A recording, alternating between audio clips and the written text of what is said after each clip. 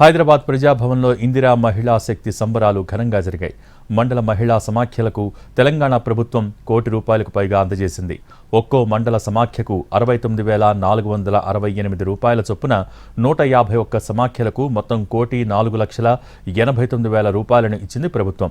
ఈ మొత్తానికి సంబంధించిన చెక్కును మండల మహిళా సమాఖ్య ప్రతినిధులకు అందజేశారు డిప్యూటీ సీఎం భట్టి విక్రమార్క. ఆర్టీసీకి అద్దె బస్సులను తిప్పేందుకు ఈ సొమ్మును ఉపయోగించనున్నాయి మహిళా సమాఖ్యలు.